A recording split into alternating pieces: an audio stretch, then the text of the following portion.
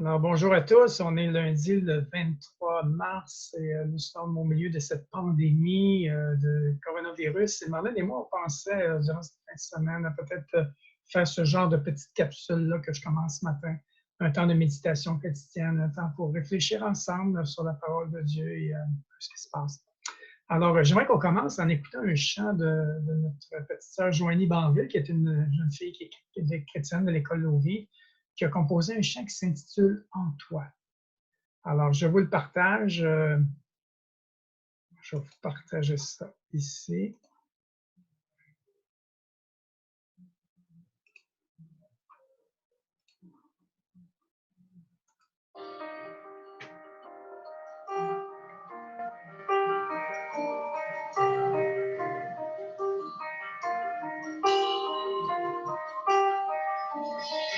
Tout ce qui demeure n'est que ta grâce en moi, mon prix, ma valeur, n'ont de sens qu'à la croix. Oh Dieu d'amour, oh Dieu de paix,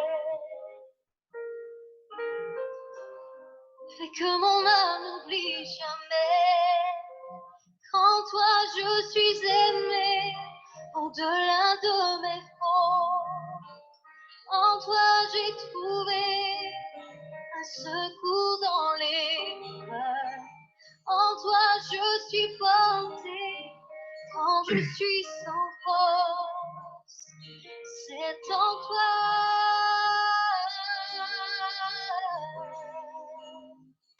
Oh.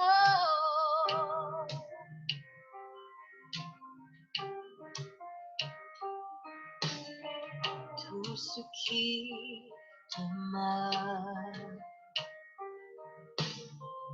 n'est que ta grâce en moi, mon prix, ma valeur, n'ont de sens qu'à la croix. Oh Dieu d'amour, oh Dieu de paix, et que mon âme n'oublie jamais qu'en toi je suis aimé, au-delà de mes fautes. En toi j'ai trouvé un secours dans les bras. En toi je suis porté quand je suis sans force. C'est en toi.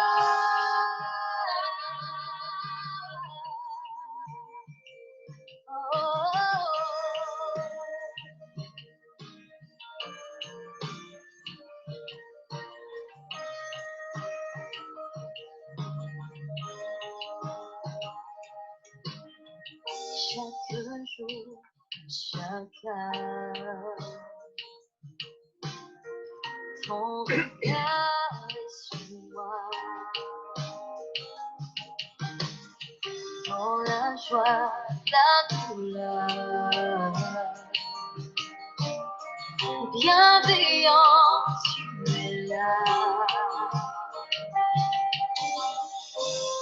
Mon Dieu fidèle, mon rocher, de tout mon cœur je redirai, en toi je suis aimé, au-delà de mes fautes. En toi j'ai trouvé un secours dans les peurs. En toi je suis porté quand je suis sans force. C'est en toi.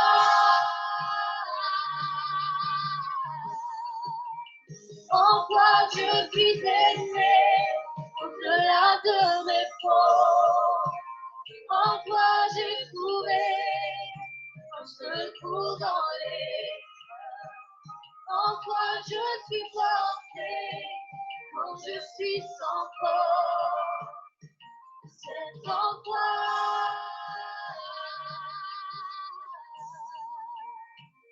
Oh.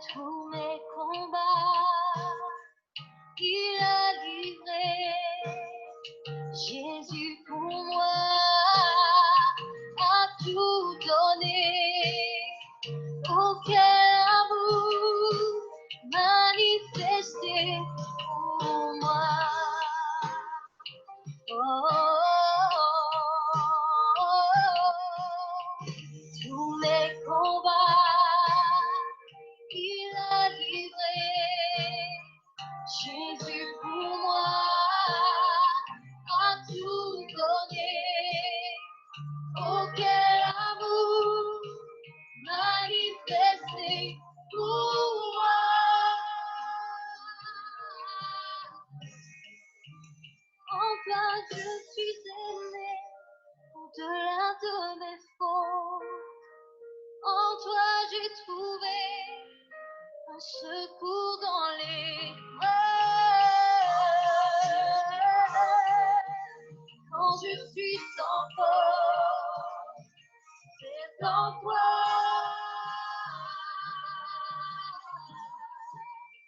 En toi je suis aimé, au-delà de mes fautes. En toi j'ai trouvé un secours dans l'épreuve. En toi je suis porté, quand je suis sans force. C'est en toi.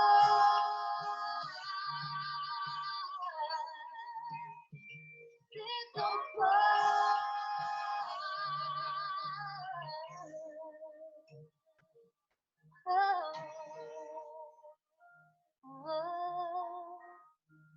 En toi je suis aimé, au-delà de mes fautes. En toi j'ai trouvé un secours dans l'épreuve. En toi je suis porté, quand je suis sans force. C'est en toi.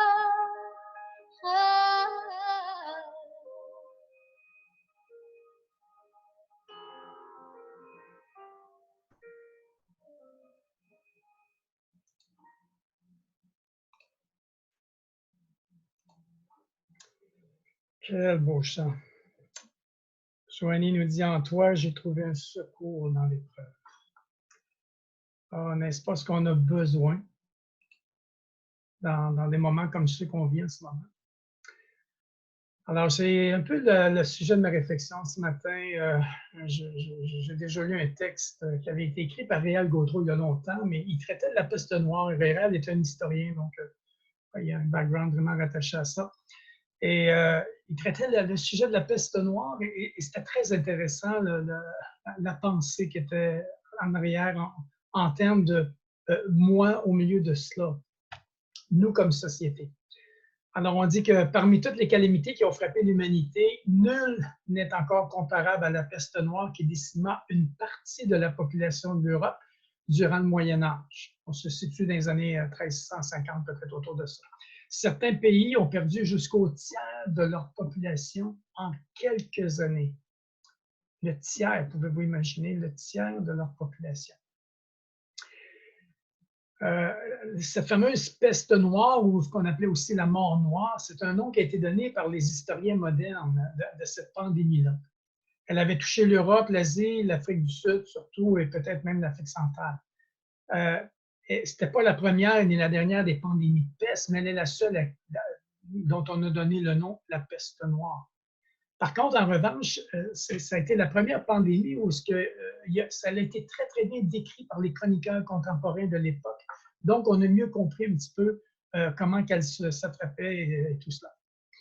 Elle a tué de 30 à 50 des Européens en 5 ans, en réalité, de 1347 à 1352, faisant environ, on peut penser, à 25 millions de victimes. Alors, nul besoin de vous dire que les conséquences sur la civilisation européenne, c'est-à-dire, ont été très sévères et longues, d'autant que cette première vague en a amené d'autres par la suite. C'est un début explosif de d'autres pandémies qui se sont développées jusqu'au 19e siècle, mais de façon très, très sporadique. Maintenant, on peut se rappeler, puis près de chez nous, la fameuse grippe espagnole, elle a été vraiment internationale. Elle a atteint en 1918, suite à la fin de la Première Guerre mondiale, elle a atteint 50 à 100 millions de victimes. 3 fois plus de victimes de la grippe espagnole que de morts pendant la Deuxième Guerre.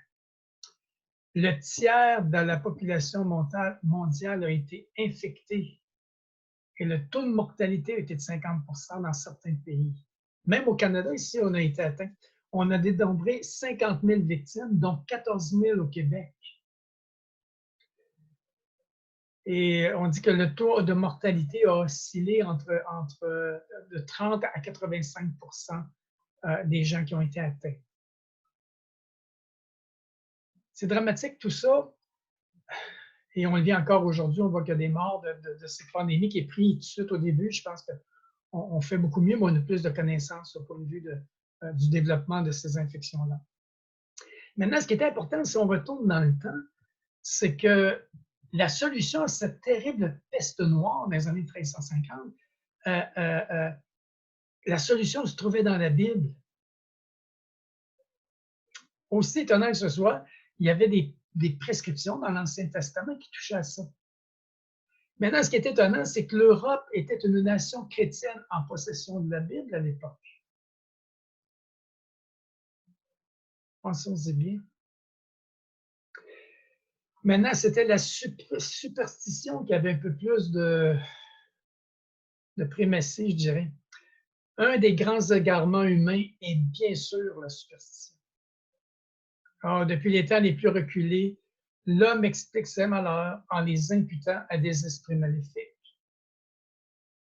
Du temps de la Grande Peste noire en Europe, parce que le clergé officiel défendait aux gens de lire la Bible à l'époque, la solution à ce terrible fléau est demeurée inconnue.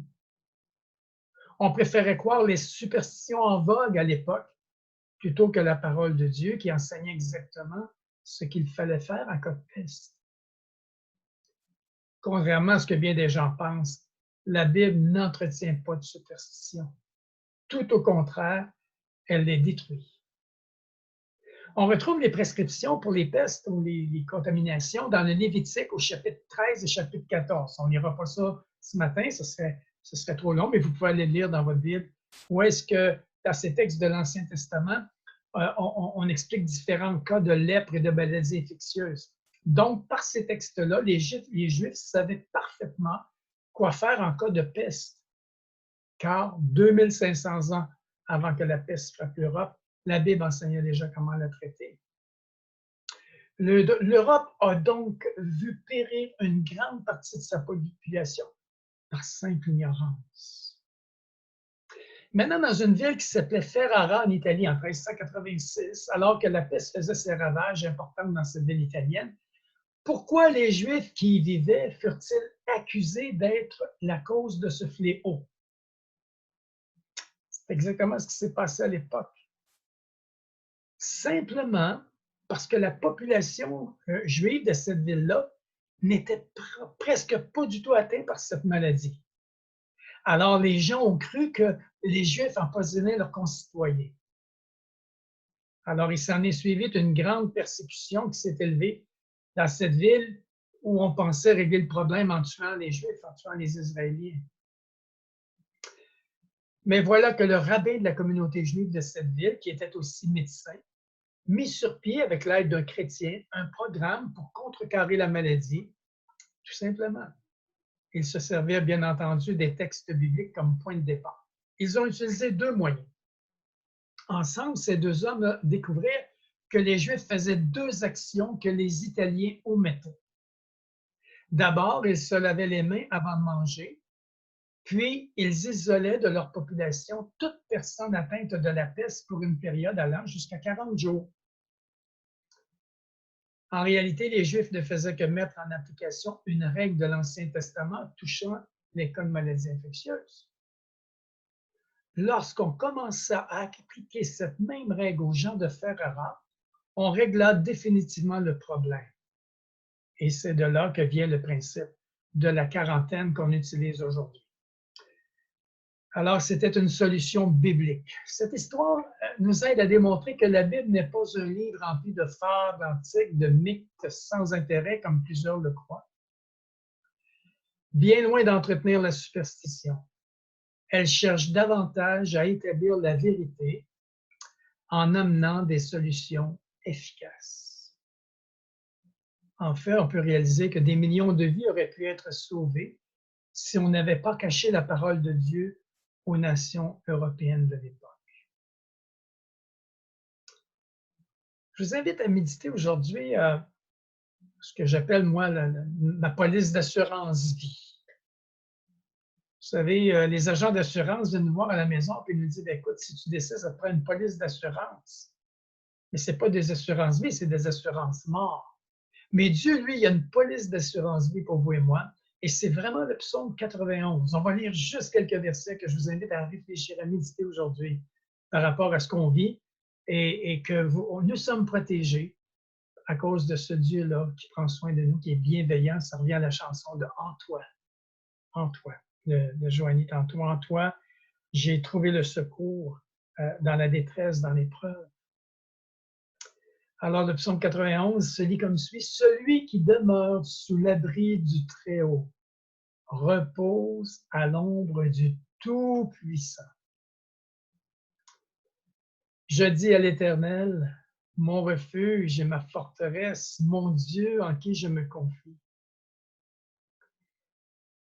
Car c'est lui qui te délivre du filet de l'oiseleur, de la peste et de ses ravages.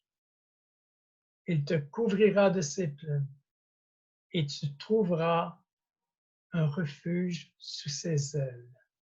Sa fidélité est un bouclier et une cuirasse. Alors, je vous souhaite une bonne journée, que le Seigneur vous bénisse.